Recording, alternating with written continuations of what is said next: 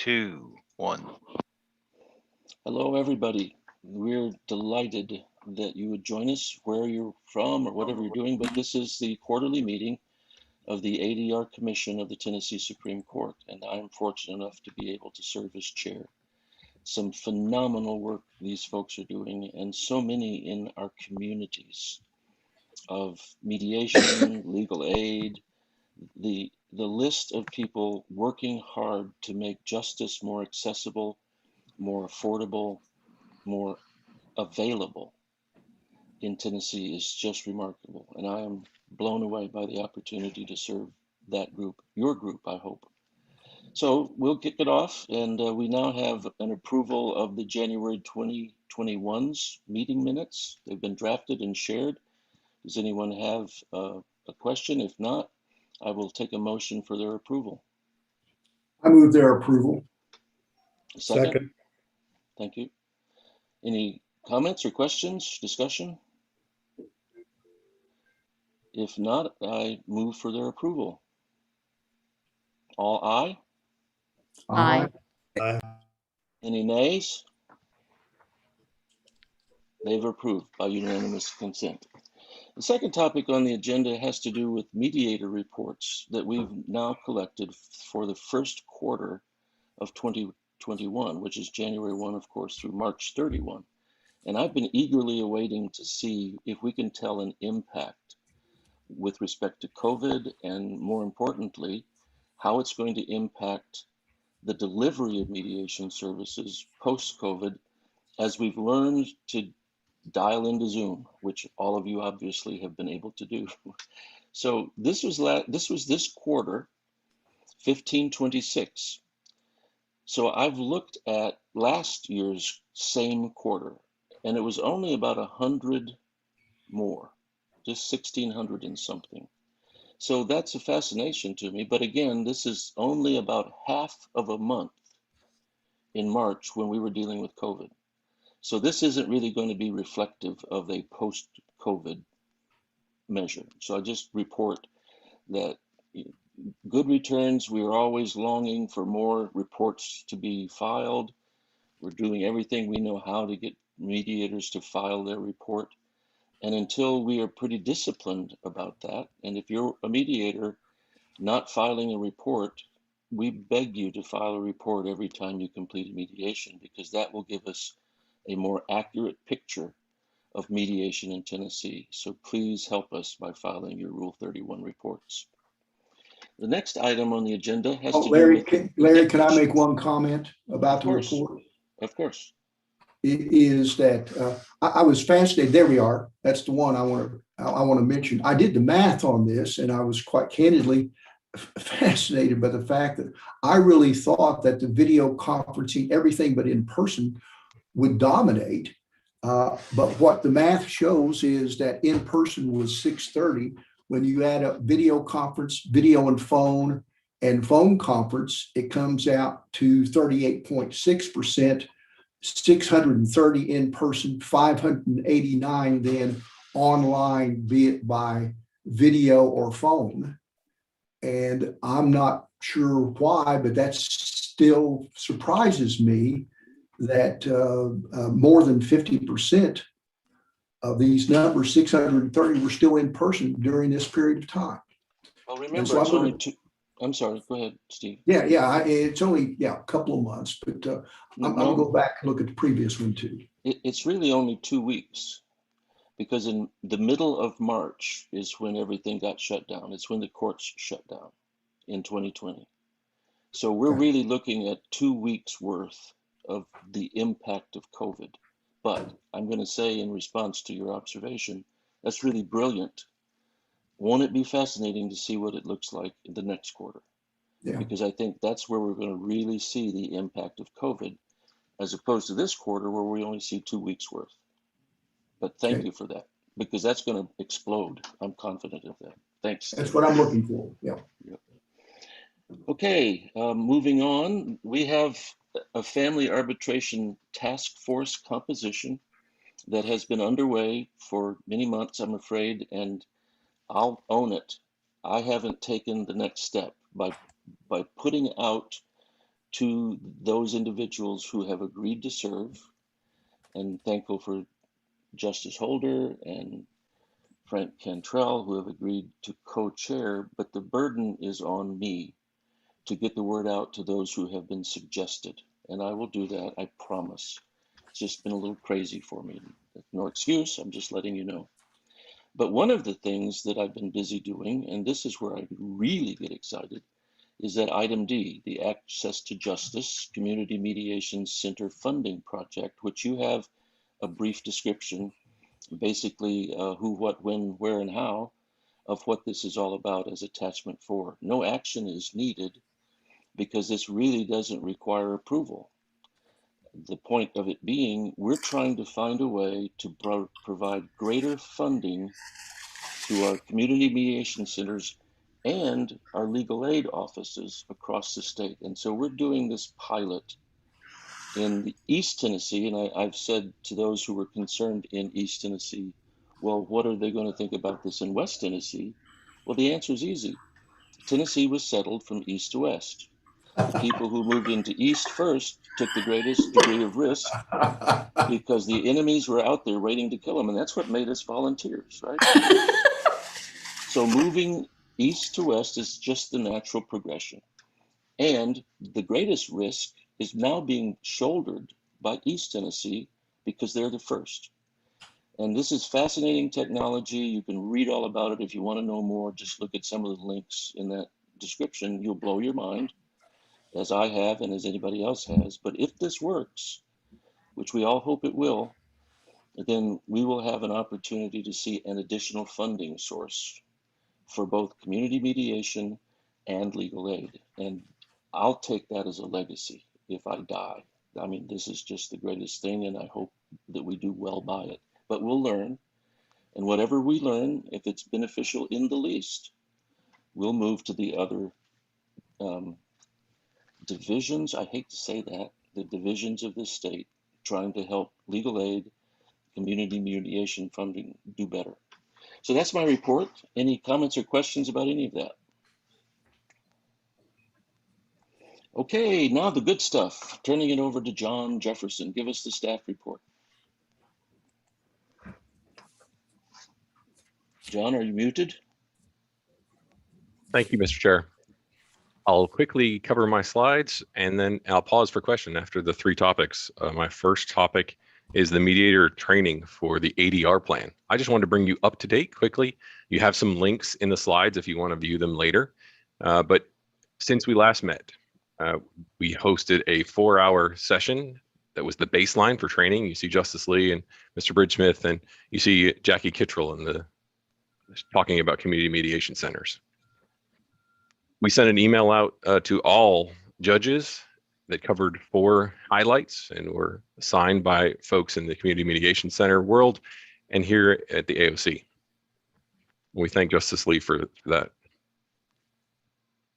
Then we hosted on March 17th a session about filling out and mediating the permanent parenting plan form, just to highlight. And if you click on that link, you can watch the video later. And then we followed it up with a session for general civil mediators. And here, just a couple of screen grabs to show you who was on the panel. A distinguished panel from across the state, from legal aid and the community mediation centers, and then Judge Melissa Blackburn. Any questions about that effort? And then if you ask, where are we going next? I'll toss it over to Steve Shields and during his time, or even now, to answer that question. Steve, are you on mute? I'm on, yeah, I'm off mute. Can I just say something before you say further? Do you know what the most commonly heard phrase is since the middle of March 2020? Are you on mute? That's the most common. No, I'm off mute. I didn't hear you, Larry. I'm sorry. No, it was a bad joke, Steve. So forgive me. Bad joke. I got you. The only thing I would add right now is that in addition, and I'll wait for the pro bono committee report, but in addition, I had the opportunity to present thanks to Justice Lee, to each one of the judicial conferences. And so I have presented at each one of them about the Supreme Court ADR plan. And so those three meetings have taken place.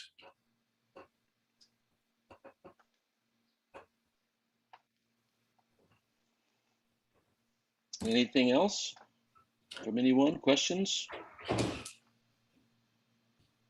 Okay. All right, sir. Right. There's no action to be taken on any of those. These are just reports, right? Correct. Thank you. Okay. Item number two. Oh, go ahead. Go ahead. No, please. Item number two, you should be able to see the 2021 renewal season report. Just a reminder, renewal season is 6 months long. It's October, November, December, and then the fee increases in January 1, but mediators are still in good standing until they lapse on April 1st. Just a report for this commission that 1,250 mediators approximately are active and renewed for the upcoming 2021 year.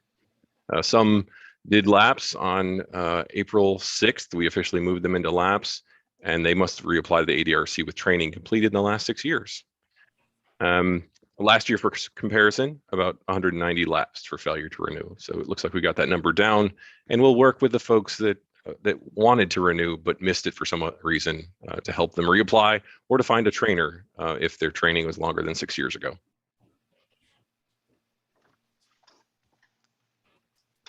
Any comments or questions?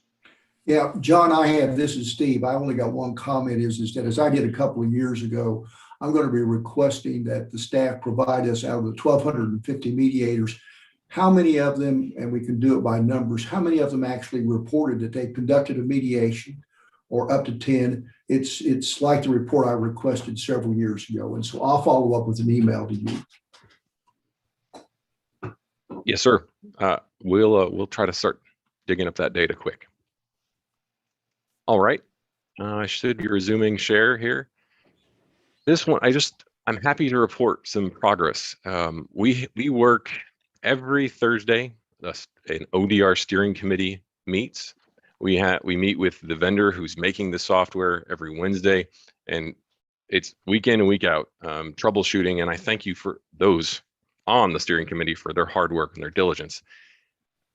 Here's some screenshots to show you on the right-hand side. It could be on a iPhone or a mobile device. And this is our actual website. It's actually went live this past week, and 15 debtors, obligors, have been invited just in the last 24 hours. So we're in the throes of the pilot. I'm going to click on this just a second so you can see a 90-second video. You can see our actual website and see the video. Very patient with me. So this is the live website. As you may know or may not, Judge McVeigh is the sponsor in Hamilton County General Sessions Court, but we thought it was important to let folks know that this is an optional process and it's pre-court and they have not been sued. And so I'm going to make sure that we're sharing sound, and then we're going to watch a 90-second video.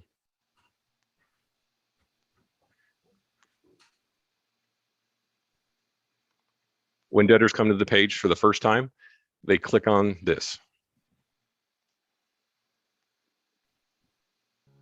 If someone will give me a heads up, right about now, you should hear sound.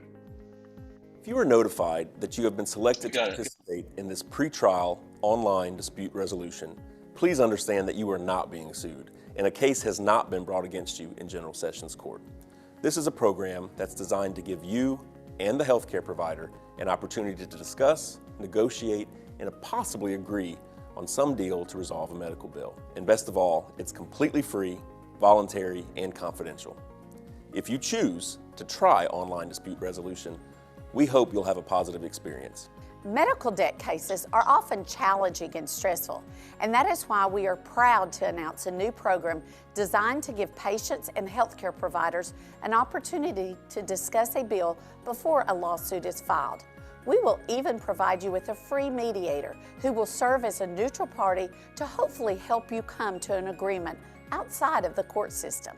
This new online dispute resolution program is innovative, and we are proud to be the first court in the state and one of the first in the country to use this program. Next, click the registration link provided via email or text message. Answer a few simple questions about yourself and finish setting up your profile. If you have any questions about the process, click the Frequently Asked Questions tab at the top of the profile page and be on your way to resolving medical debt. So I thank this commission for being one of the co-sponsors for this project, and pending any questions, that's my report. Any questions of John? Well, let me say this Applause. is not a question. I was going to say it's not a question, it's just a deep sense of gratitude. And Justice Lee, you have been so instrumental in helping this happen. I love your vision, your courage, your willingness to go outside of the box, as we often say. So if you're able to weigh in, just let us know anything that you would care to say before we get to our commission reports.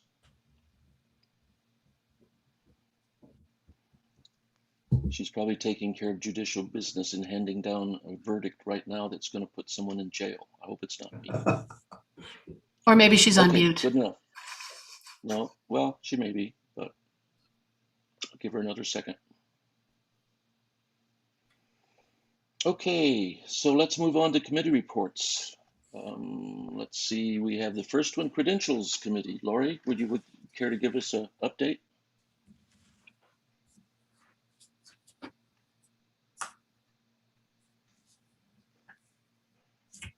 Is Lori not with us? Here we go. Hey, there. Okay. We can hear you, Lori. Go ahead, please.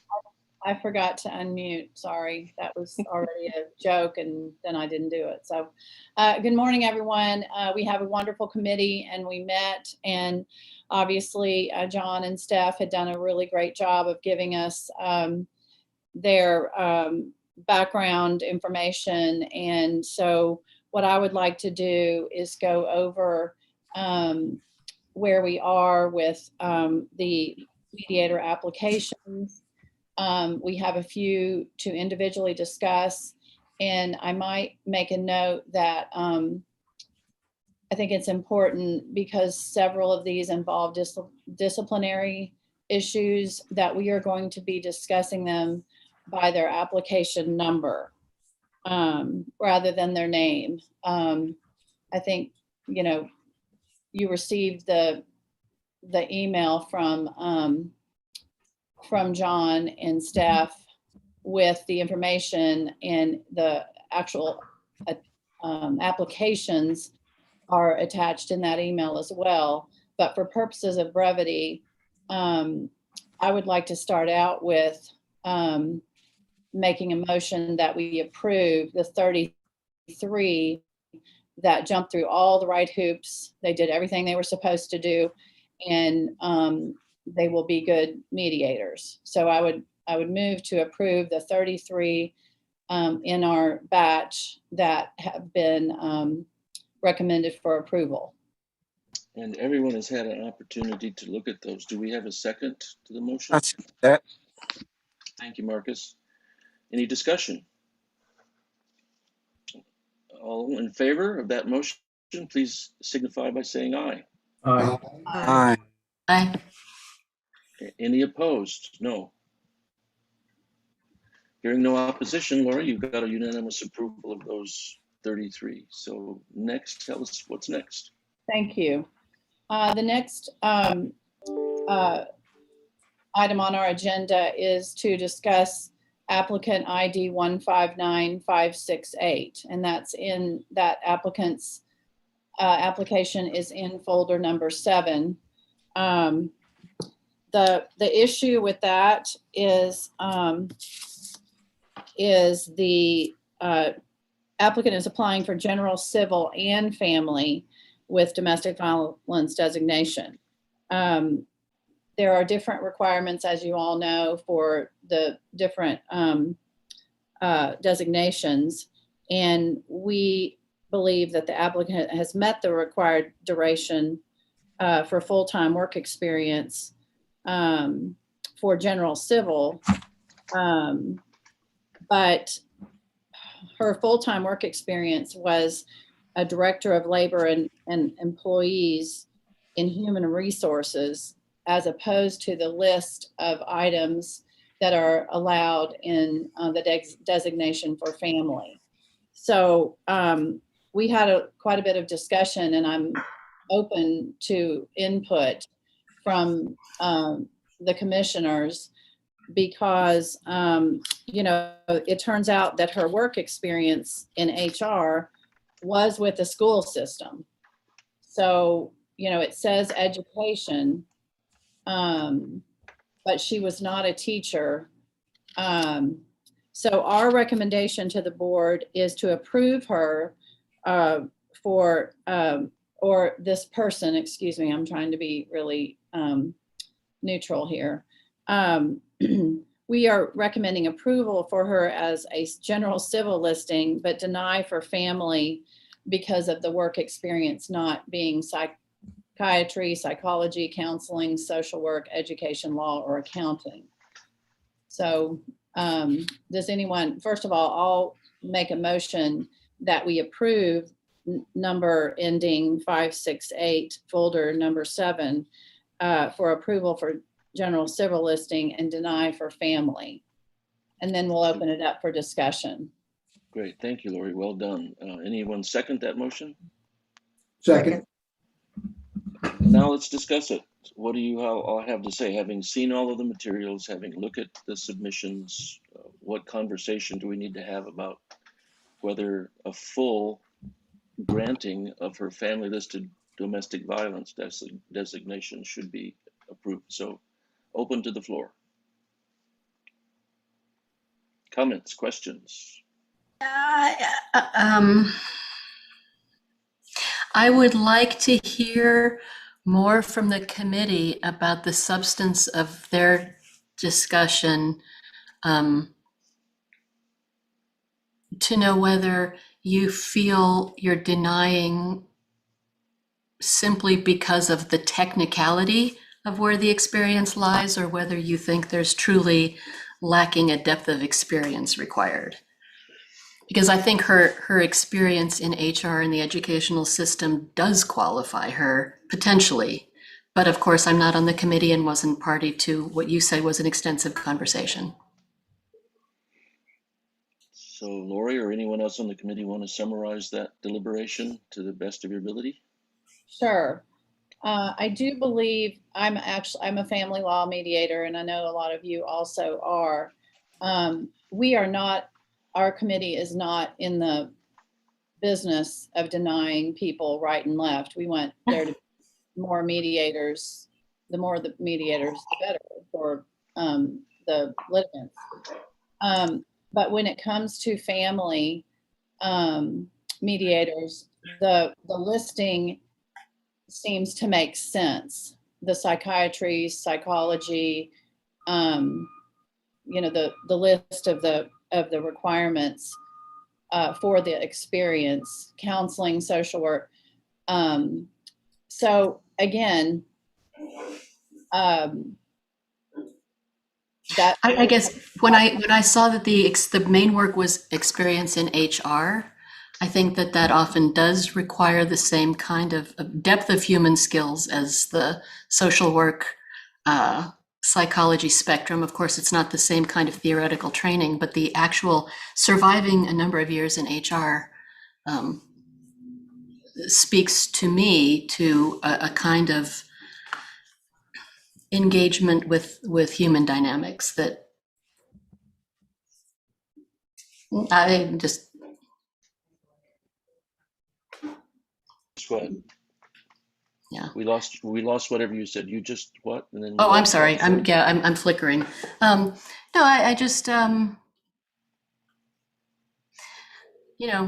someone, I guess, running an organization where we do many hundreds of parenting plan mediations every year, I have seen people with such qualifications shine.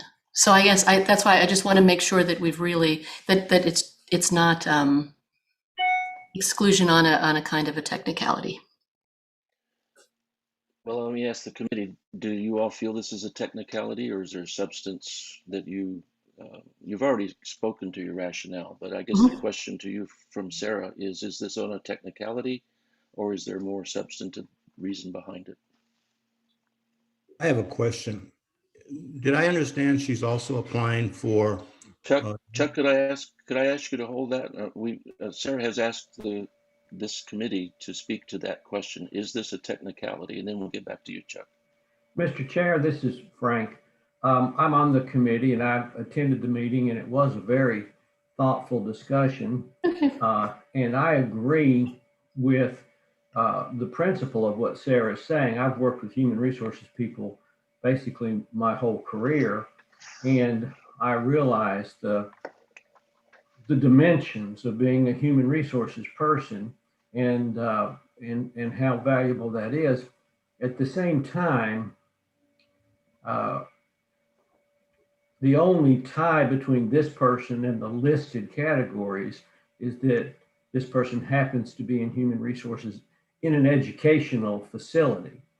And, you know, I thought long and hard about it myself before I voted, but I just did not think that was the intent of Rule 31 when it listed education as a possible experience background.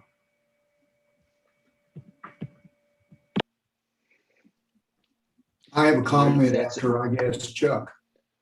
Okay, let me just say this. I've already arranged to be off this for maybe 30 minutes. I have to attend to something else.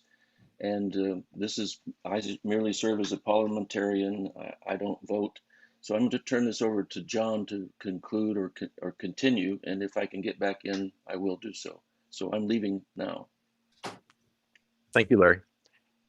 Mr. Hill, I believe your question was, I'll repeat it, restate it. You said this applicant is seeking general civil and family listing with DV. And yes, I can confirm that the motion on the floor is approval for general civil, but denial for family. Does that answer your question, sir? Well, my question really goes to if she's looking for domestic violence, I didn't recall seeing anything suggesting she had training or background in dealing with domestic violence. She does. Well, we can handle that administratively, not to hang this commission up, because once she was family listed, once the applicant, he or she is family listed, they just provide a 12-hour certificate, an additional certificate that doesn't need to come before the commission. So I don't want the DV to distract us. I'm sorry, but we can ask Ms. Brake to check on that while we're on the call. John, this is Steve. Can I make a comment? Please go ahead. Yeah, some of you know, Frank and I both have lived labor and employment law and have dealt with human resources people for many, many years. I agree with Sarah's general comment, certainly. And as I recall, though, we had a discussion, and my recollection is faint now on this, is that I've always thought we should expand this to include the HR people. But for example, if this person was in HR with FedEx, we wouldn't be having this discussion, I don't think, because there would be no context of education. And so as a result, then, I think that the person at FedEx that deals with human relations, I just think that's an example, has those same human dynamics, but I don't think this, although it's not defined, I think education means something other than human resources, but I'm an advocate for adding that. Thank you, Mr. Shields. And Mr. Hill, if you look in the applicant's folder that we provided, attachment number 7, she does have a training certificate in domestic violence as document number 4 in her folder. Okay, thank you. I missed that. So we're currently discussing the motion of whether to deny for family listing. Sorry.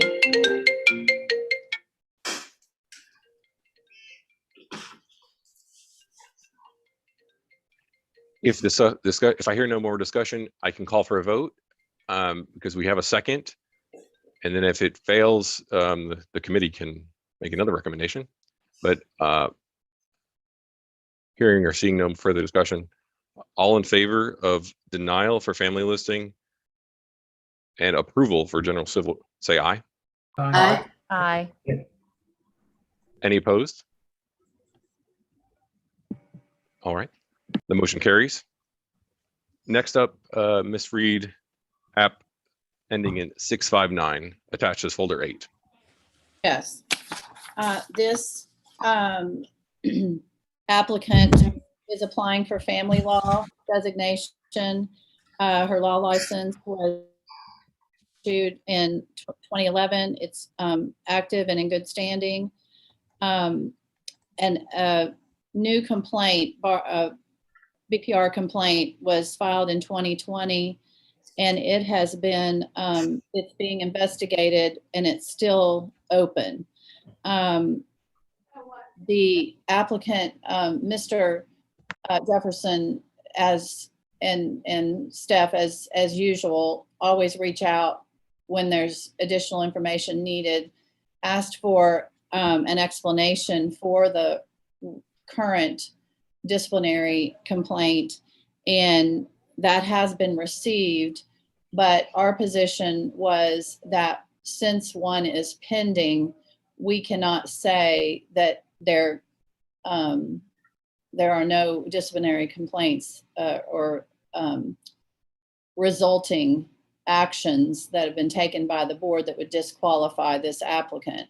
That's not to say, obviously, that once that complaint is resolved, that this person would be, qualified if it's not affecting the requirements that we have. If it, for example, if it's just a private admonition, or it's something that is not concerning, and the word we're using is unsuitability. That's kind of our word. And so we don't know what the board is going to do on this. And when we do, we can take additional action. So my motion would be to defer applicant ending 659, folder number 8. Thank you, Ms. Reed. Is there a second? Second. Any discussion? Hearing and seeing none, all in favor of deferral, say aye. Aye. All opposed? All right, motion carried, the deferral. Next app ending in 651, attached as folder 9. Ms. Reed? Yes, this applicant is also applying for family law license issued in 1985. It's active and in good standing. Disciplinary history report revealed 12 complaints between 1988 and 2013. 11 were dismissed by investigations, and only 1 was a private informal reprimand. There have been no new filings in 8 years, and the applicant sent an explanation letter. And as you will recall from my previous comments on these particular applicants that have a disciplinary history, we all know that family lawyer, all of us are subject to disciplinary complaints, but I would say family law is a little bit more so. And when they don't send an explanation, it just personally upsets me. We're not saying, that you're not going to be approved if you have a complaint. We're saying explain. And this person did a really good job of explaining, and we felt the explanation was adequate, and therefore we are recommending approval. Is there a motion to approve? I will make the motion to approve. Is there a second? Second. Thank you. Open for discussion. To approve for family law. Nothing heard or seen. All in favor of approval for family law 651, say aye. Aye. All opposed? Motion carries. 651 approved for family law. The next one up ends 364. It's attached as number 10. Ms. Reed? Okay, so number Nick, 63 ending 364 The applicant is applying for family law, licensed in 2404, is active and in good standing, but disciplinary history report, there have been a total of 10 complaints between 2013 and 2018. 2 were private reprimands and 1 was a public censure. We reviewed the application under the unsuitability standard and guidance set out. There's, I think John may have shown the language that we used in a prior meeting earlier. If you could pull that up again, John, that would be helpful. So we did have quite a discussion about this, and the new complaint. There was a new complaint in the, help me with this, John. Sure, I'm happy to assist, Ms. Reed.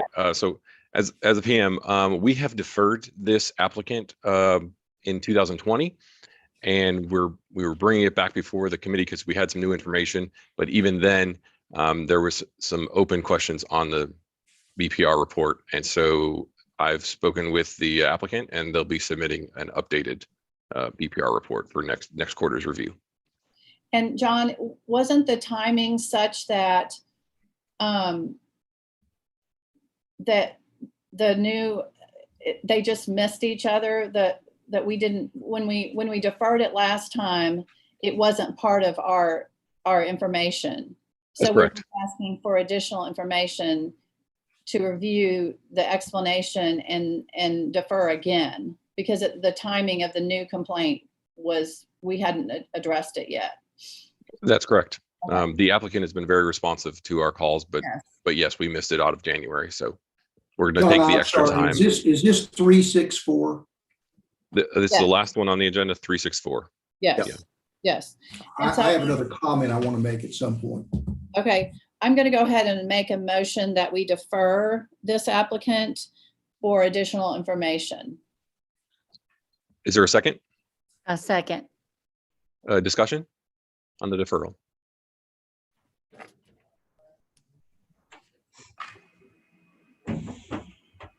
Hearing nothing from Mr. Shields, I'll assume that you'll discuss it after the business is conducted here. So all in favor of 364 deferral, say aye. Aye. Aye. Aye. Any opposed? Nothing heard or seen. 364 deferred. Ms. Reed, this is still your session. Would you like to take a question or a comment from Mr. Shields? Yes. What question or comment would you like to make? Yeah, Lori, at the very end of this person's letter, she states, I'm unsure about confidentiality and what's required or not required. I don't know if we have defined that when we ask for information or not, but I found it to be an interesting question that the inquiry was. It is, and certain, I believe most of the applicants who explain their disciplinary complaints do it in such a way that they're not disclosing the person who made the complaint. Now it's on their BPR history. We can see the name of the complaint, but when they explain, they're not necessarily giving name. They just explain what happened. And I think everyone tries to keep that confidential as much as possible, just as we are during our meeting today.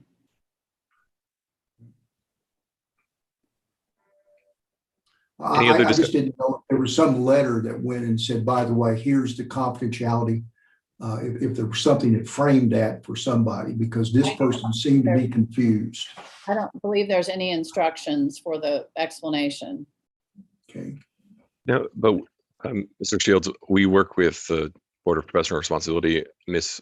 McKnight, who publishes the disciplinary history and the reports to abide by the rules that are needed. And then she advises the applicants, and then I make sure that we're staying in compliance. Okay. Okay. It was an interesting question. Yeah, yes, sir. Anything else for credentials? Thank you, Ms. Reed. And moving on to Training and Education Committee. Mr. Rudolph, are you there? Yes, can everyone hear me? Yes. Go ahead. All right. Good afternoon from East Tennessee parts. Good morning to all my Central Tennessee folks and West Tennessee folks. Thank you for the opportunity to speak. I'd like to thank the AOC and PM John Jefferson and Ms. Stephanie Brake for all their hard work and due diligence, and also thank fellow committee members, Mr. Hill and Ms. Gaddis, for all their hard work, review, and professionalism. I'm just going to go over a couple talking points with you. The first is a training waiver request. This is applicant ID 159060. This is the attachment number 11 through the email that was sent. Applicant is applying for general civil and family with domestic violence designation and is requesting a training waiver based on teaching mediation courses at University of Tennessee. This information was approved by the PM and then given to the subcommittee for review and for discussion and vote. Now, I had to abstain from the vote because I do know the applicant. But again, I'd like to thank the professionalism of Ms. Gaddis and Mr. Hill to promptly review and to make a vote of approval. So the committee is approving this applicant. Mr. Jefferson, if you want to expand a little bit more on the analysis of why, and then I'll set a motion for vote. Yes, sir. So this is my PM hat and doing the analysis of section 14, and there's a waiver. There are 4 waivers in the rule, and this one specifically fits for this applicant. We did it element by element. Must be a ADR professor at an accredited law school. This applicant fits it. They taught a mediation course that awards at least 3 semester hours. This applicant's done that. At least 2 semesters fits there, and they've included the curriculum set forth in the rule. This training that the applicant does is actually been approved by the ADRC in the past. They're one of our 17 approved trainers, and they've taught the mediation course in the last 6 years. Yes, each of these 40 and 46 hours courses the applicant's done at least twice in the last 6 years. And that's why our analysis to the committee recommended approval. So is there a motion to approve? I make the motion to approve. Is there a second? Second. All right, open for discussion.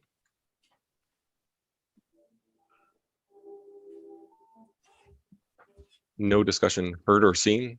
All in favor of approving the training waiver, say aye. Aye. All opposed? All right, motion is carried and the waiver request is approved.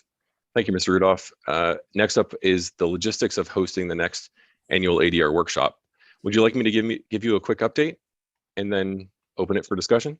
Please. Sure. So in the past, we always can go forward in a different way, but in the past, we've hosted it at Lipscomb University before COVID in the Ezel Center. We don't have a date set yet. In the past, it's been October, the middle of October, usually based off of the fall break schedule for Lipscomb University. That's less of a concern this year. Lipscomb has offered to let us host it downtown at their Spark campus, downtown near the Batman building. They've also opened to other ideas for their traditional Lipscomb campus. Again, we don't have a date set, but we're looking at the month of October. And the question is, should it be in person? Should it be online or a hybrid, which we always do? And any other guidance the commission would like to provide.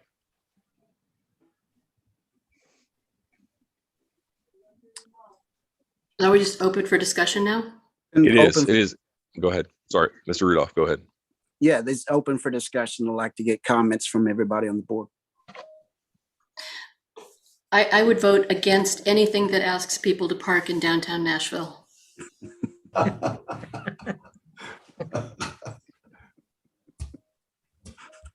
Duly noted.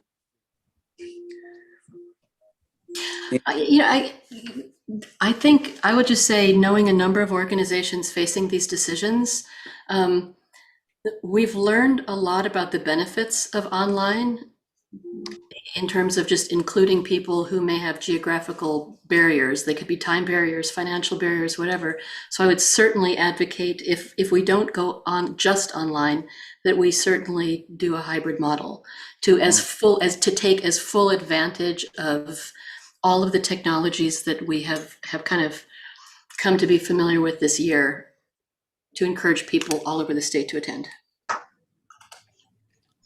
I agree with that. I do wonder, since it's October, kind of where we will be. Correct. As a nation, in terms of, will we still be doing, a lot of this, a lot of virtual.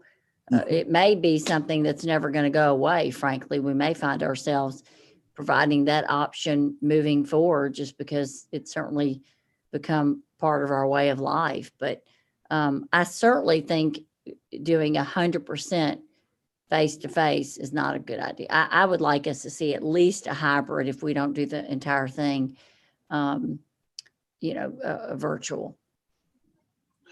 Thank you, Ms. Gadd.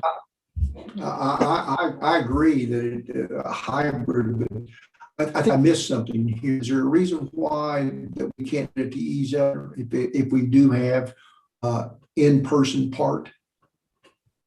Oh yeah, I might have glossed over that. So I if you remember, I know I'm happy to share the detail. The actual room that we were in 2019 has been moved into office space, or created into office space. They do have a new Shin Event Center, but I don't have information on what weekends that's available or if that's the appropriate venue. But we can explore that if that's something the commission desires. Well, you did such a great job last year online, and there were the options to do so much engaging work, and I know that there's cost involved to do something online at that level of sophistication, but it's a heck of a lot cheaper than renting out Lipscomb, and we're not asking people to stay in hotels. I mean, why not just stay online? Yeah.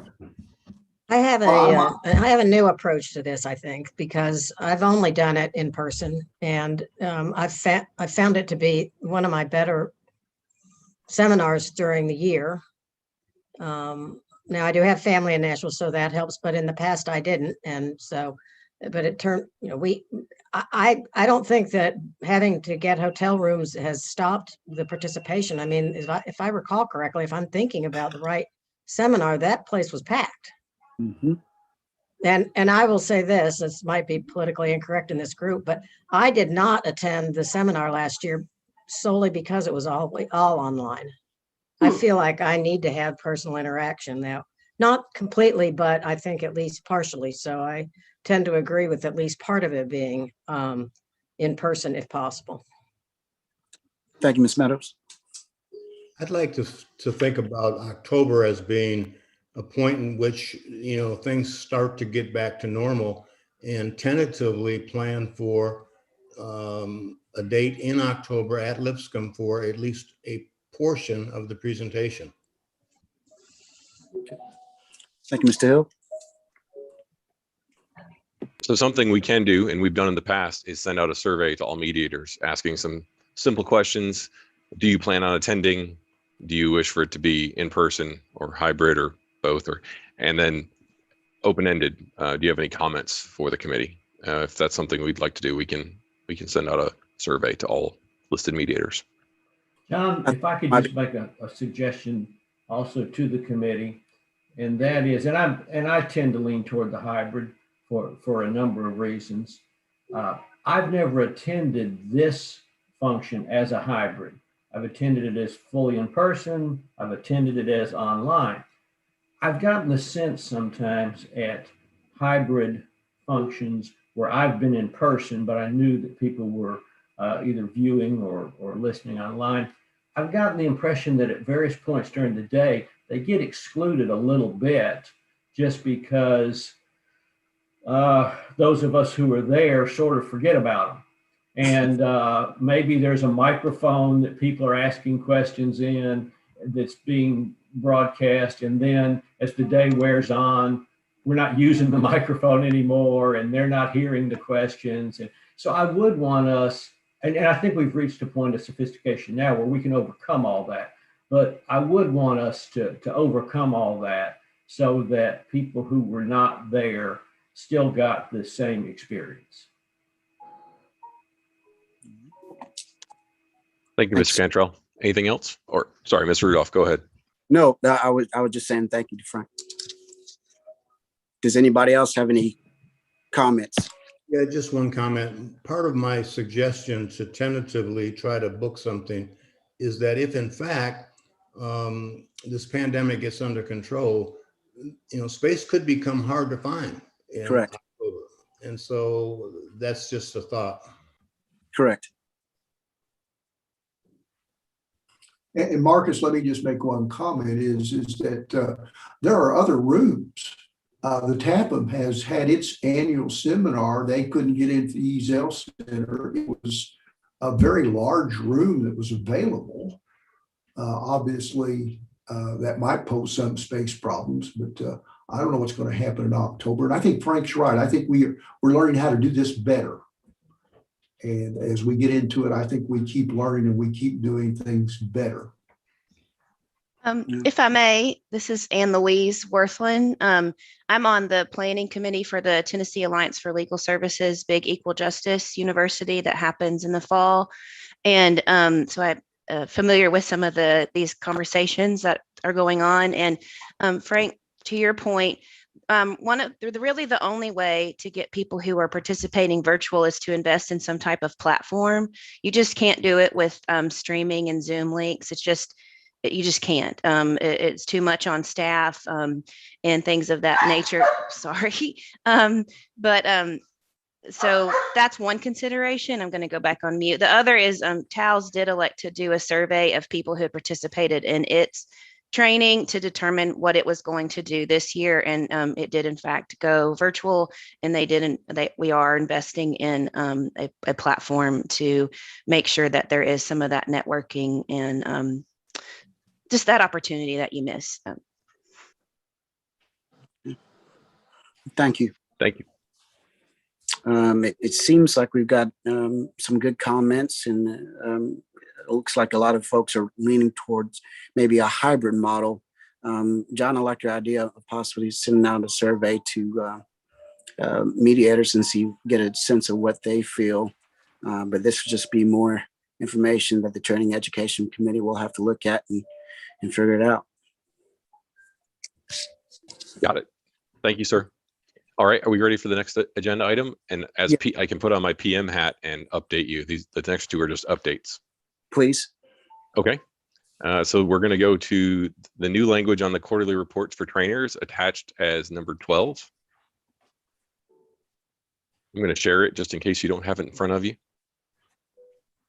And this is a quarterly training report that all providers submit to let us know what training was conducted and to submit the fee. And at the bottom, we added, I affirm that during the training, I informed all the attendees of the Rule 31 listing requirements that requires at least a baccalaureate degree. This came out of a concern from the ADRC where a few students did not meet the requirements but still attended the training. It was an oversight, and the Training Education Committee has contacted directly with the trainer to make sure that doesn't happen again. But looking proactively, we've raised the visibility for our trainers and put it on the quarterly training report. So that's just a report. There's no action needed, just an action that we took. Follow up. Go ahead, please. John, I'm sorry. This is Steve. I've had this discussion before. If you remember, I did a letter that goes to my students who are those individuals who want to sign up. Notice what this language says. I affirm that during the training. I think it needs to be prior to the training. I think they need to be informed well in advance of what the requirement is, because it's almost too late. I drafted a letter. I don't want to belabor this. I drafted a letter for Ed Silva years ago that send out, and when we talk to each one of these individuals, says, here's the training requirements. On the website, it says, here's the training requirements. Then there's a letter that goes to them, because this same issue came up a number of years ago. And so I think trainers need to let them know, not during, but prior to the training. That makes a lot of sense to me, Steve. Yes. Okay, I'll work with the, well, is there any more discussion on that? And John, this is Rick. I would suggest if you're going to do it before, you might as well do it during as well. Sure. Before and during. And by the way, I'm going to park in downtown Nashville and watch the program on Zoom. Well done. That was that comment was out of order. You should have brought it up, Mr. Ladd. All right. So I'll take this one back to the training committee and before and during, and we'll adjust this and send out an update. Thank you, John. I heard something. Was there more discussion on that while I transition to the next item? No, I just said I liked his comment. Perfect. Well, and again, this next one, unless there's concerns, it's just an update. It's 13 in your package. After the pilot program for a virtual and hybrid was extended, we sent a note out to all the trainers that we've extended until December 31st, 2021. And that before issuing a certificate, the trainee must complete a Rule 31 training feedback survey. And then that came about because we only had a few surveys, as in 5 or 6 before the January meeting, and now we have over 60 as a result of this requirement. So pending your questions, that's number 13. And that would lead us into, Mr. Rudolph, the virtual pilot training program survey results. We can go 2 ways. In the interest of time, we all have the PowerPoint there. Is there any comments or questions, or would you like me to show a little bit of it? Survey results. For the interest of time, I would say, I mean, you don't have to. We do have the information in front of us. I would just say for anyone who has any questions or comments, please relay that to John and prior to us and moving forward. Thank you, Mr. Rudolph. All right, anything else for the Training and Education Committee? Well, John, this is Steve. I made a motion to amend the training requirements last time. I think it was referred to the Training and Education, but Marcus, I will send you an email. Thank you, Steve. Okay, thanks. Okay, Mr. Shields, I'm not sure. Point of clarity, or does that require action, sir? Or is it something we didn't do? I think I will send it. It's in the previous minutes from our last meeting.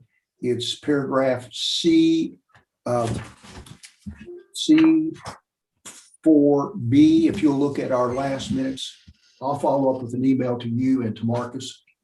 Okay, I made a motion and it was deferred to amend the rule. Okay, the requirements. And it was suggested referring it back to the Training and Education Committee to reform or refine the issue. I'll just follow up. Is that okay, Marcus? I'll just follow up with you. That's fine, Steve. Yeah. We'll Perfect. take care of it. Thank you, Mr. Shields. Appreciate that. And if there are no other comments, that concludes my report. Thank you, Mr. Rudolph. Thank you. Moving next, Mr. Shields, the Pro Bono Mediation Advisory Committee. The floor is yours.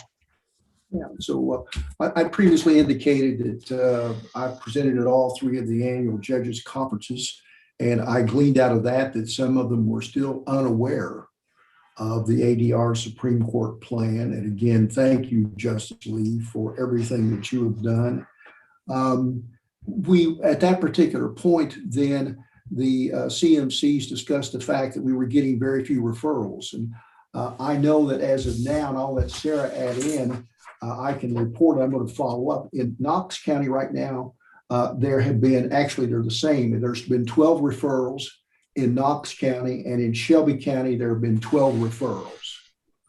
And I'm not sure, Sarah Fiegel, what's the total number in your area of the state? Yeah, we have a lot, but it's hard to parse right now.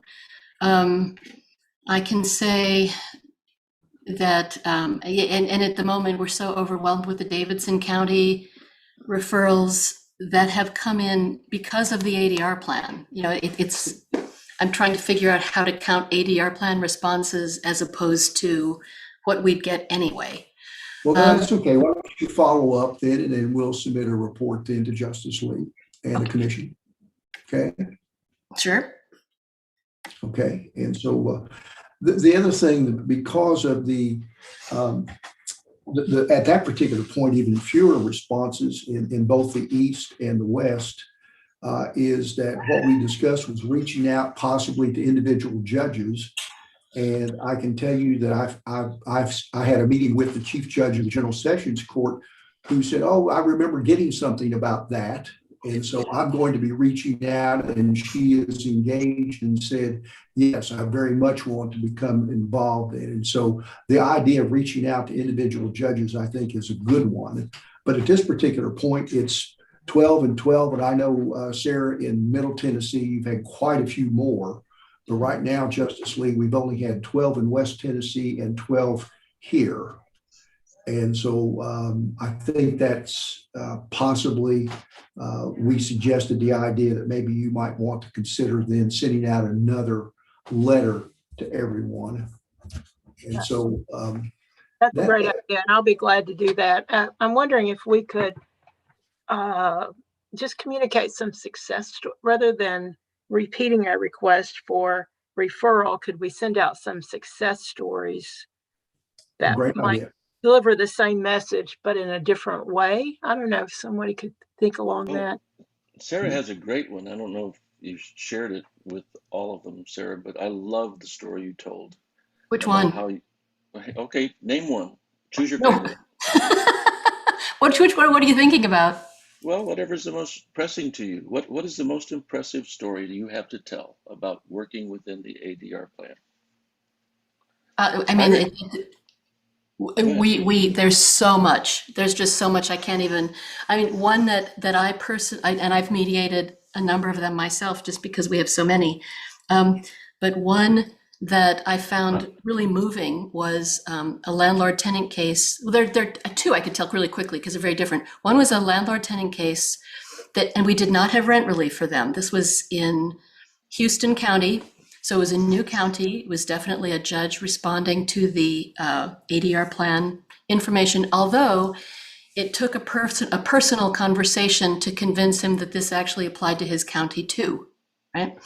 And it was just, it was everything that community mediation centers are used to, in that we had a landlord and a very low income tenant with a number of children living in a trailer who was so ashamed about not being able to function financially that she had shut down communication with the landlord. The landlord had no choice but to evict. And because they were ordered to mediate, and the landlord would never have chosen mediation. The landlord was done, right? This woman had ignored him. She had done a number of things, but the judge actually ordered mediation because the courts were closed at that time. And he thought, well, heck, give it a try. And it was a really beautiful conversation once the two participants started communicating and were able to understand each other's pain points, let's just say. And we came up with a wonderful, complex solution that included the person not being evicted, right? We stabilized both parties. I can just say very quickly, another really interesting case because of the ADR plan. Can I just ask you to hold that one, because there's so many, Justice Lee. That was exactly the one I hoped you would tell. Yeah. Okay, so we just need to get them. Yep.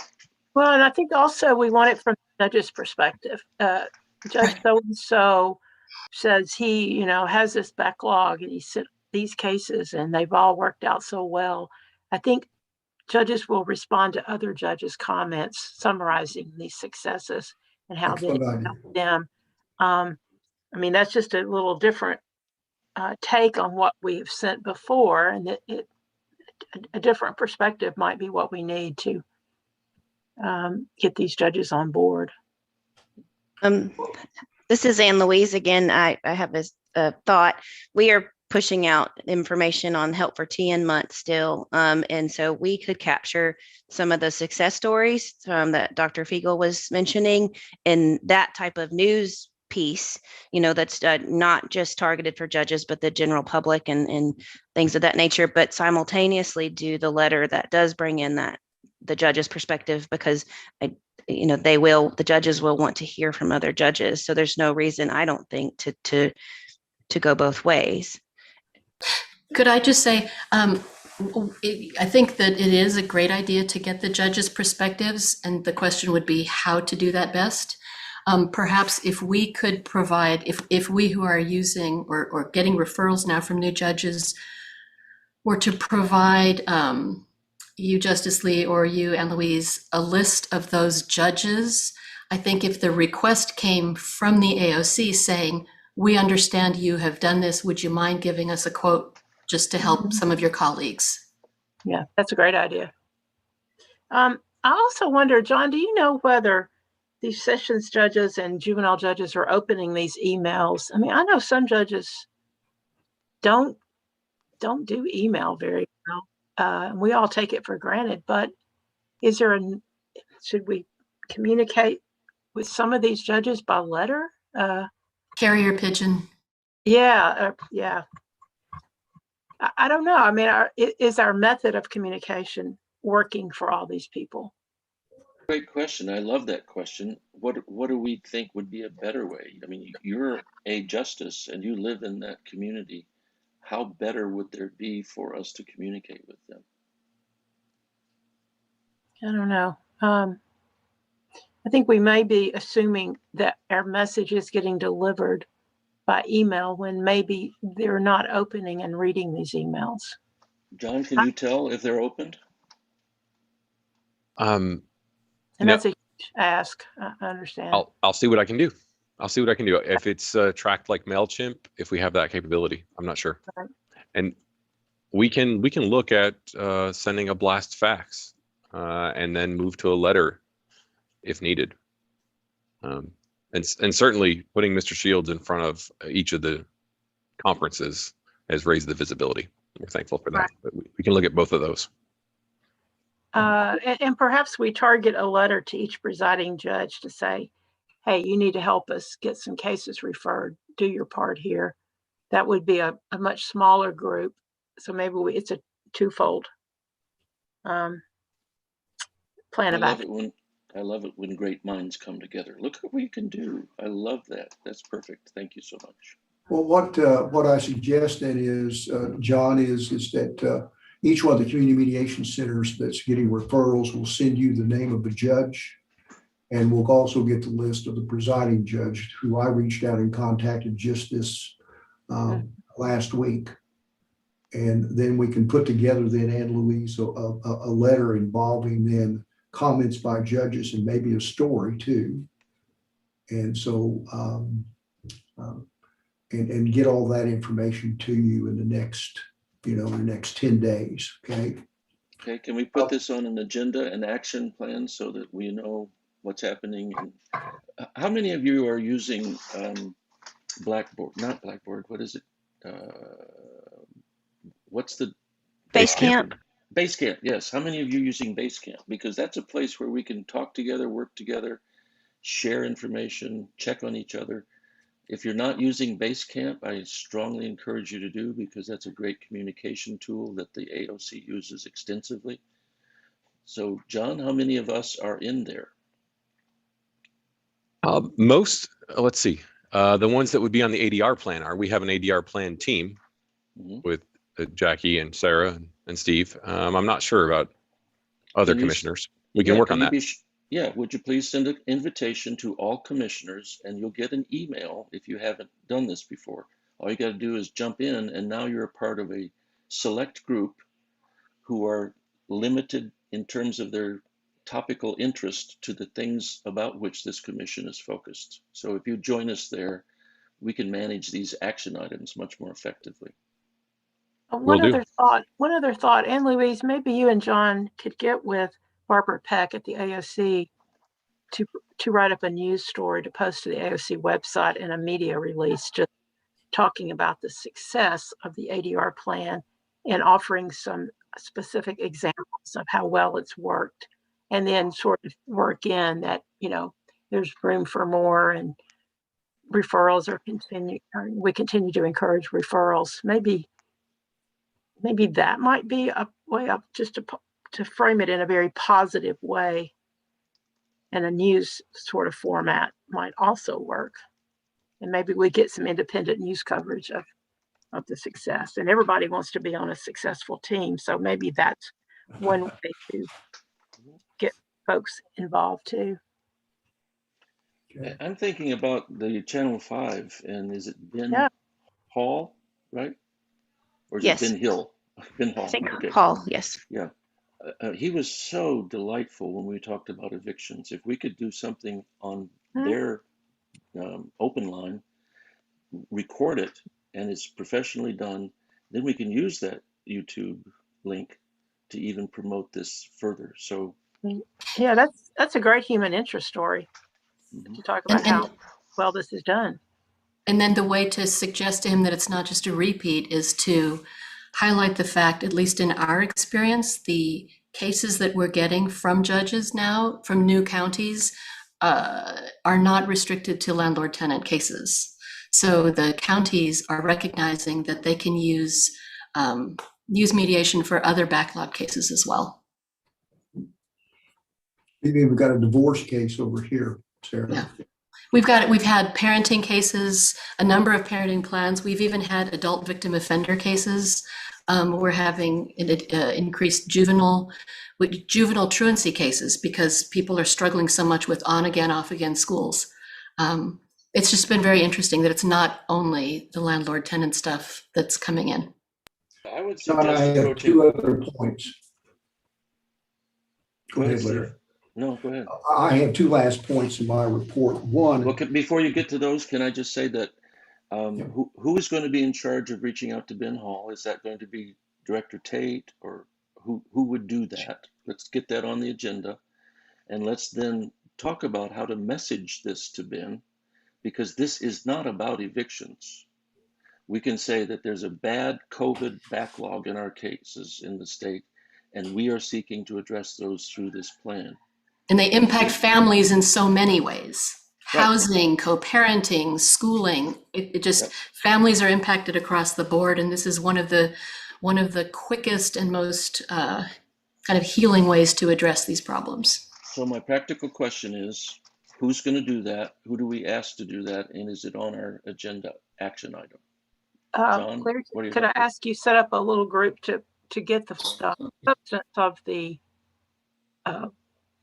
substance of the news report prepared, the judge's comments, the stories, etc. I think if we get that to Barbara Peck, she would be the one our public information officer would be the one to contact news media, I think. John, or Anne Louise, is that halfway right? Well, Director Tate has a relationship established with Mr. Hall. So I think for this particular ask, we do need to gather all that information so we have it. But then I think once we have it, I think she could make the ask just based on their prior work experience. Okay, so since this is within the committee that Stephen L. Shields chairs, can we put this in your capable hands, Steve, to get that done and get that to John and therefore to Debbie? Yep. Okay, good. Thank you. The next of your many wonderful topics, Steve. Two reports, and this becomes very important in view of the fact, if you remember, before COVID, this commission discussed virtual training, and it was resoundingly defeated because no one said that the virtual training could be done or it could not be done effectively. And so we now have the survey results back. John Jefferson, I think you sent them to all the commissioners, didn't you, the Excel sheet? And so. Well, just you have it because you requested it. The Training and Education Committee has the Excel spreadsheet, but the whole committee has the PowerPoint. Okay. Or the whole commission. The whole commission has the PowerPoint. If you'll correct me, because I did not have a chance to go through every aspect of it, but I think it's important that survey asked about the effectiveness of doing then an online mediation, acting as the mediator in a role play online. And I scrolled through all of the comments, and I did it quickly. So if I missed one, John Jefferson, you let me know. Every one of the results was that it was an effective way to train. And quite candidly, Justice Lee, I was somewhat taken back. I thought for sure there would be a mix of responses there, but as what I saw, John, was that every one of them said it was effective. Okay, interesting. Yeah, it was very interesting to me. Yeah, let me add that this was at the very front end of COVID, and that the people who were hearing about this for the first time had never experienced it. And so without experience, you can't believe something is true. So now we've got all of this experience under our belt, and it's a question that is perfectly appropriate to return to. Are you suggesting we do that, Steve, or is that just a report? I'm suggesting that at some point, I'm suggesting that we will approve then virtual training, not just to the end of the year, but approve it. But I'm not making that motion right now. I was going to wait and get another round of surveys under our belt. Very good. Have I answered your question? Yeah, it's just I didn't know if you needed action on that today. So we don't. No action today. No. We'll move to my last point. My last point of the report is that the committee, the pro bono committee, met jointly with the advisory committee, and we have, in terms of trying to move mediation forward, then we're considering then, and we've reserved the name Resolution TN, much like Resolution Virginia, Resolution Washington, throughout other states in the country, to create an overarching board. And so we're going to be talking about that, and we're going to be talking about funding along with NFTs. Thank you, Larry. I'm excited about your non-fungible tokens. And so in any event, we're moving forward on that front too.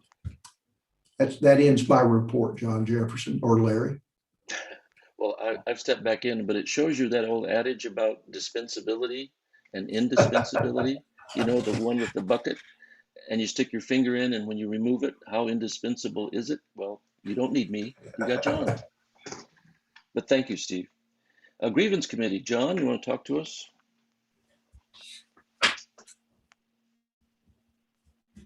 Are you on mute?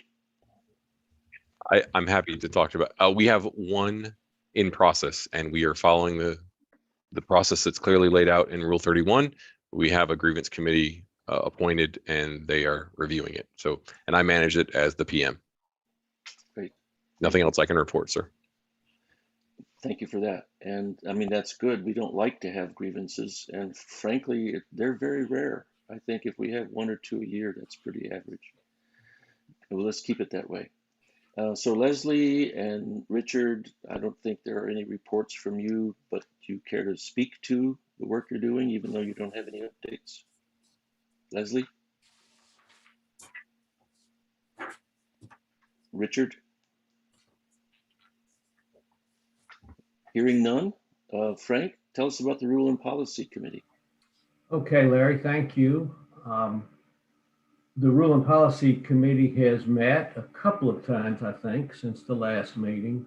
And I have three things to bring to your attention today. I don't think I'm going to be asking for any commission action. I may be asking for an appointment by the chair of a group, maybe an existing group, to look at this first issue I'm going to raise. And this is the one that's under the heading Completion of Settlement Agreement in ODR Pilot.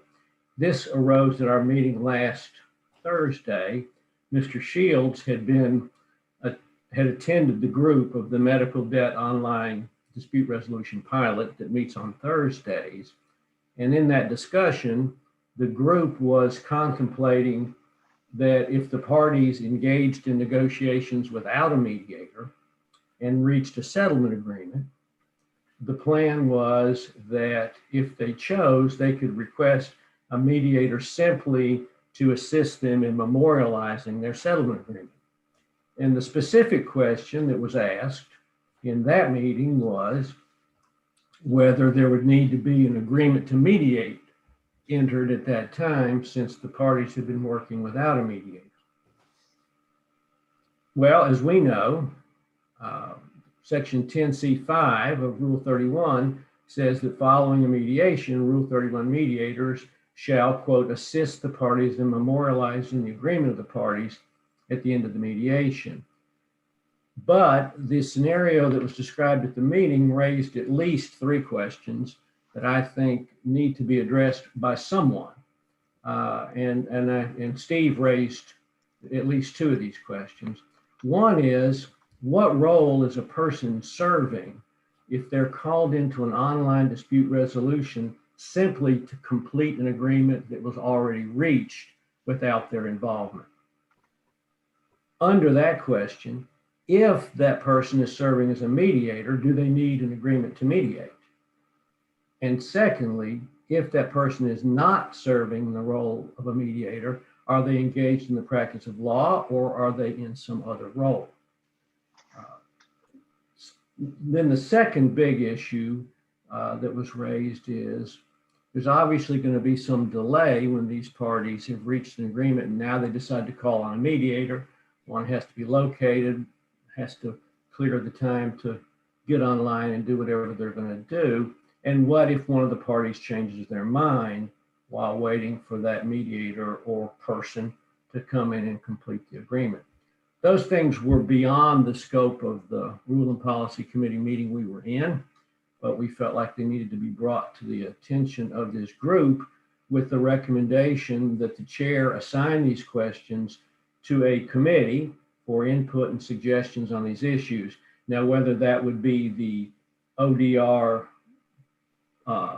work group committee that's already working on the project, or whether that would be one of our standing committees, and whether that would be just to answer these questions or to be more of a liaison for future questions, I'll defer that to the chair, but we do believe this needs to be in somebody's lap. Well, having listened to and read the communications, I concur with you, Frank. This is a critical question that we need to resolve sooner rather than later, because we're in the midst of this. And if we are not sheltering Rule 31 mediators for want of an agreement, then we've got to find a way not to let that happen. So what is your thinking about whether your group is the right group, or are there others? Do you think it would be better to have a special task force depending on interest? Do you have a thought about that? Well, I was prepared to just defer to you on that. Certainly my committee would, I think, be happy to be involved if that's what you think is best. I'm not particularly clear on the makeup of this Thursday morning work group and how whoever we get involved, how they would mesh with that group. But one of your members is. So, I mean, yes, one of my members is on that group. Your committee includes Stephen, who runs that. So does that provide you with the cross-pollination you need to think this through? If it's okay with Mr. Shields, that's okay with me, and then Betsy, if it's okay with her. So is it okay with you, stellar contributors to this commission? Steve? Yeah, Larry also attends those meetings from time to time. So there's another meeting this Thursday morning. I intend to bring this up and have this discussion, because not only there's some real issues, there's practical issues. And so my suggestion is the half step here is at that meeting, bring this up and see if they still want to proceed in that manner or proceed in a different manner that would then not involve us then having to take any issues. If in fact they want to do that, then I would suggest then Larry, that it would be simply presented back to the Rule and Policy Committee for their review and recommendation. Does it make sense, Steve, for someone other than yourself? I mean, you are the link between the two, but maybe Frank or Betsy from the Rules Committee to be a part of that meeting on Thursday just to get the flavor? Do you think that makes sense? I think that is an excellent idea. I think that I don't know what the agenda is on this Thursday, but I think certainly it's important enough then that Frank, if you and Betsy and Larry obviously, could attend, I think that would be a good idea. I think that, I think that's an excellent idea. Okay, and When then is the it? other, yeah, go ahead. When is it, Steve? Thursday at 9 Central, 10 Eastern, and I'll make sure I send out the invite to the two commissioners. I'll Does that do the work? best I can. It doesn't fit into my calendar now, but I'll do what I can to be part of it. The other thought I had on it, Larry, is ultimately, if someone needs to render an opinion on whether or not whatever it is they come up with, whether or not that is in compliance with Rule 31, that would probably actually be the Ethics Committee, would it not? The Ethics Advisory Committee? Yes. So I'm sorry, go ahead. No, I was just saying in that sense, if it came to Rule and Policy, we would only be sort of a slightly misfit committee for it. I don't mind playing that role, but ultimately we don't render opinions about whether things are in compliance with Rule 31. We render opinions about whether or not Rule 31 needs to be changed or whether new policy needs to be adopted. Well, all the time I've known you, Frank Cantrell, and I don't know how many years that has been, the last thing you are is a misfit. That just does not apply to you. Well, don't express my opinion, Frank. Yeah. But I think that's the point, Larry, is that if this committee, though, got the information, then we could frame it for the Ethics Committee. And ask for an opinion? Okay. Chuck, you had something to say? Yeah, I just wanted to throw out an idea as I was listening to Frank discuss the 3 items. It occurred to me that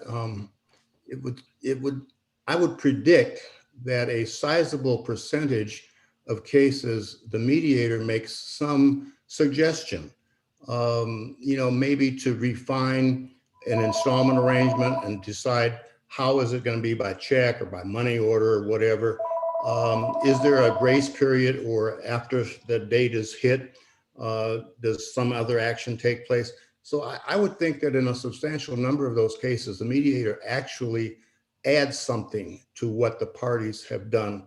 And so I would take that into consideration in terms of whether or not there needs to be an agreement. Well, Chuck, let me just respond very quickly. The format of it is very detailed. It says payment, when the payments will be made, will it be by check? It is a very detailed format. And so, but I agree with you. I mean, I'm sitting here first off thinking they're going to delay a day or two. Somebody's going to change their mind. And so, but there is a good deal of detail. Here it is, John's bringing it up. But I agree with you. When I first heard this, I thought, wait a minute, I'm going to get pulled into this discussion for clarification or something. And so that's a great point that certainly will be discussed. And I think, at least it seems to me, and you all please veto this suggestion if you think it's wrong. It seems like the procedure here is, let's let this group on Thursday wrestle with this. Steve, if you will offer up a request for an opinion, it will be referred to the Ethics Committee.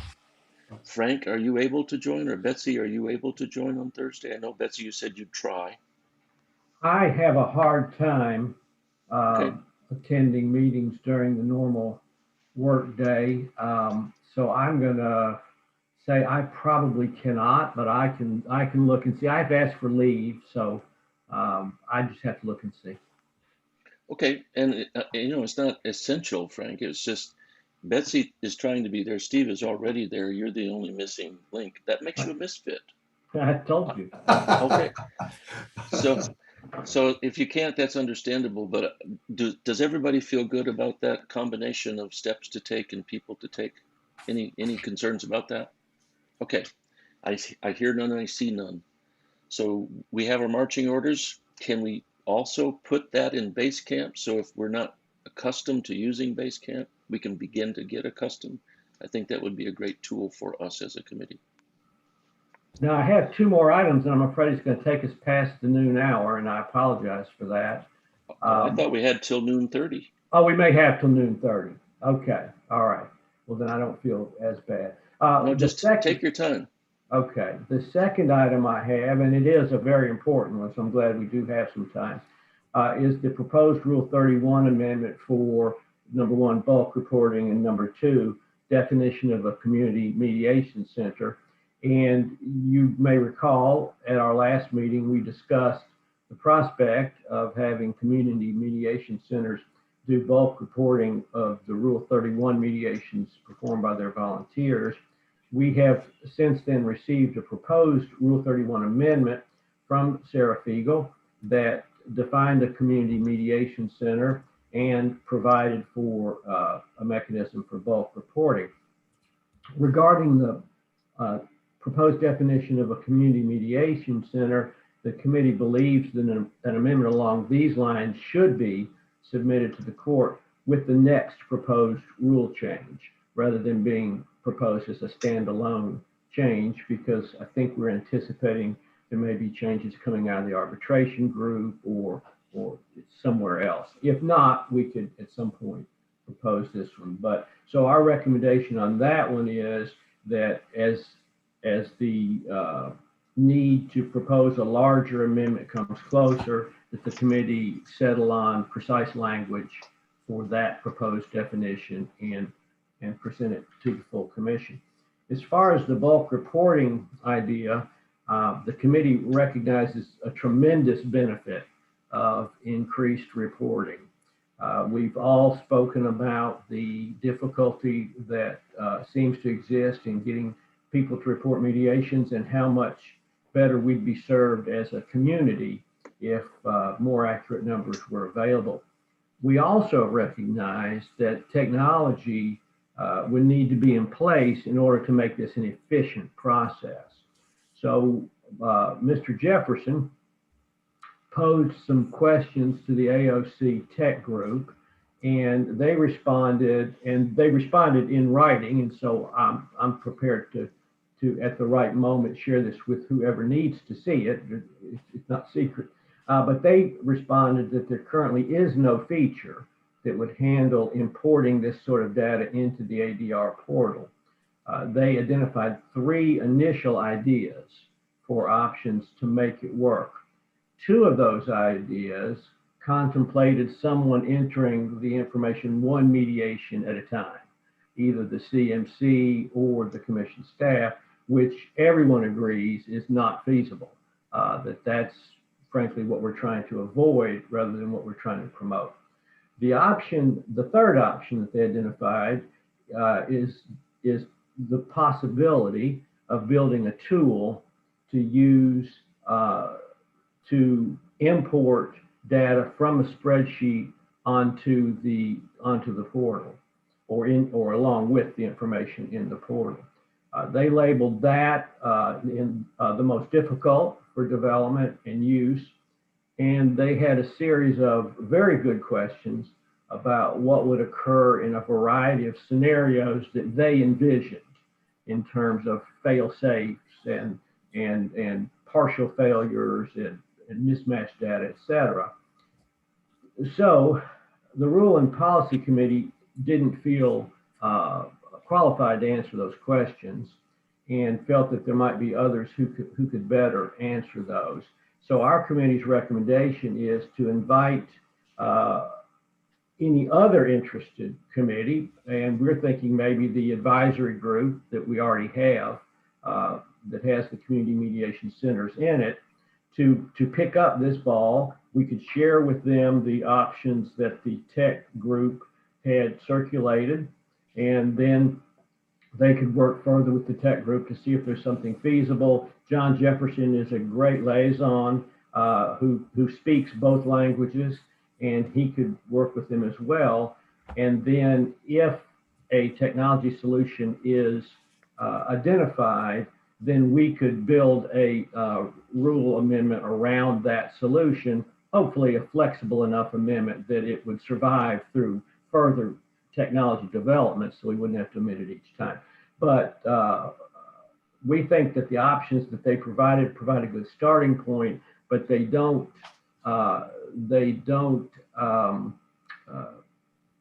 give us confidence that we're close enough to actually submit an amendment. Yeah, Sarah? I just have a question that John Jefferson may or may not be able to answer as guardian of the data. We talk about a portal, and of course, a portal is just a way to get data into a system. It's not where the data lives. Okay? Yep. Portals are just a doorway, but the data lives somewhere at the ADRC. What this says to me is that the key to making this successful is not figuring out how to bulk upload through that one doorway or portal, but how we can find a bulk upload into where the data lives, because that's where the AOC draws the data back out and can use it and analyze it, right? Yep. So the question is it all in, if it's all in Excel sheets somewhere or in Salesforce or in, whatever the system is that has all of the data from which to draw, that is where then, say, I as a CMC would need to make sure that all of my headers match when I send data for upload. John, can you tell us, is there a simple answer here, or is this a long committee discussion? It's not a committee discussion. I think the recommendation from this committee is to assign this to a group to answer those questions that you pose, Sarah. Okay. Okay. So would you like to be on that group? Yes, please. Okay. So we have an answer. It's consistent with Fank's request. Do we all understand what that answer is? Or do we need to restate it? Frank, you want to restate it so we can catch it for the record? Sure. Our recommendation is not to drop this idea. Our recommendation is to put the idea in the hands of the people who, like Sarah, actually know how this data exists and how to put it together, and have them work through John, who knows, for example, how and where the data is kept, to get to the tech people who can then tell us what the most efficient way is, if there is one, to make this happen. So yeah, and I don't know if that's the existing advisory group, which I think includes all the CMC leaders, and after all, they're the ones who would ultimately answer the practical questions about these things, or whether it's a new group. I don't know. Well, let me ask the CMC group. Steve, do you think this is an appropriate pickup for your group, the CMC Yeah, I think the only, probably the only groups that would be, quote, doing bulk reporting would be the CMCs. And so I think the advisory group is exactly it. And I can get with Sarah and Jackie and others, and we can convene then with John Jefferson then to understand exactly what the problem is. And so to make it maybe just a little bit more vivid for me when we got into this discussion, Sarah, was I said, how do you create all these charts? And how do you do that? And could you do it from simply importing some Excel sheet? And I think that then started the disconnect between the discussion about the technology. And so Larry, Sarah's obviously said yes, and so the advisory committee will take this up. Right, and so we can't resolve those issues here. So we now have a place where this issue will be picked up. It's the advisory committee, and we'll allow you all to wrestle with this and get back with us. This is sort of an off-the-record kind of statement that I'm about to make. This is a problem that technology will solve once we understand the nature of interoperability. the ability to transfer data between existing technologies seamlessly in real time and without error. So I'd like to be on that group too, not because I can solve the issue, but I just think this is a technology question that the AOC and its technology people could benefit from if we can pursue interoperability, because that's where the data exchange takes place, authentically, reliably, trustworthily. So I would just like to serve, not serve, just, I guess I'd be invited anyway, just because of the status. But if that's okay, Steve, I'd like to be with you as well. Oh, you're automatic virus. Okay. So any more, Frank? I just got one more thing. And just before I leave that one, John, obviously that Word document that you shared with us that had the thoughts of the tech group, I think would get them really rolling pretty well. The last thing is minor. It's something that I'm just reporting to the group. Mr. Ladd had recently noted that our mediator complaint form does not appear to comply with Rule 31, Section 11A3, which requires a sworn complaint to the programs manager using a complaint form promulgated by the ADRC. The complaint form simply said that the information was true to the best of the person's knowledge and belief.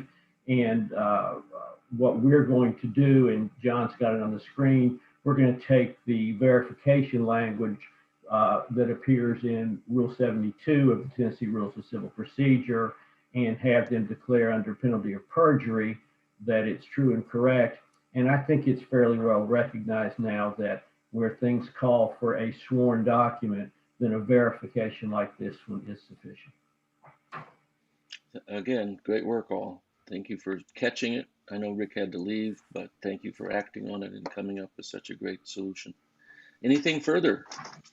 Frank, anything more to add? No, sir, that concludes the report. Thank you. Okay, anybody else have anything for the good of the order that you would like to address before we say goodbye? We're all looking at our watches and wondering when lunch is coming. Well, it's Uber Eats that will deliver it, so don't worry about that. There's just a couple of things I'd like to say to conclude, but first I would like to ask Justice Lee if she has anything to offer or comments to share.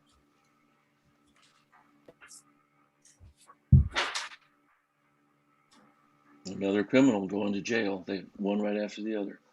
Okay, my statement is a statement of optimism and hope, and that is that I believe we're coming to the new normal.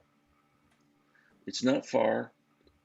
It'll be sooner than we think, that we can have both a virtual reality and a reality. And what I hope that we are open to is to understand what we've learned in the wake of COVID that has sustaining value. But there are many, many things. And in addition to the thing that may have come first to mind, and that is remote mediation and remote training, of course that. But what else did we learn?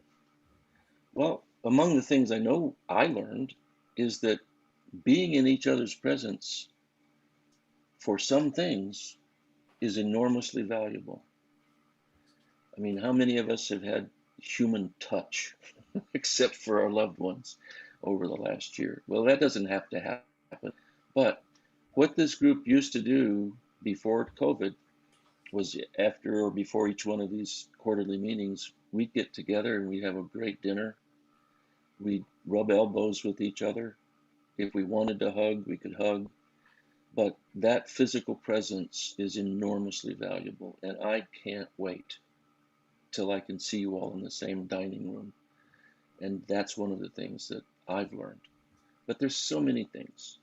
I would just like to ask this group to put on your thinking caps as we continue to move into the new normal, because I'm confident we will not go back to the old normal as badly as some would like to do. That won't happen. Pandora's box is open.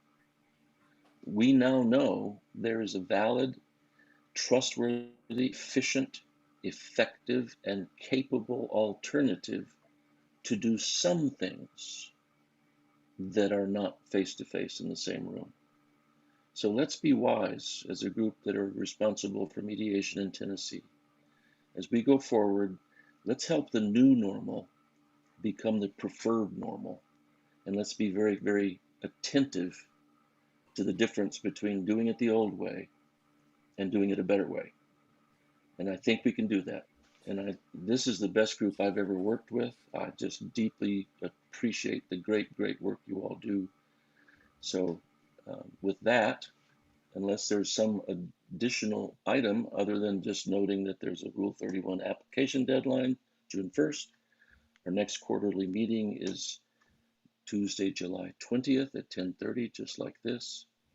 So with that, unless anybody else has something to say, I will accept a motion to adjourn.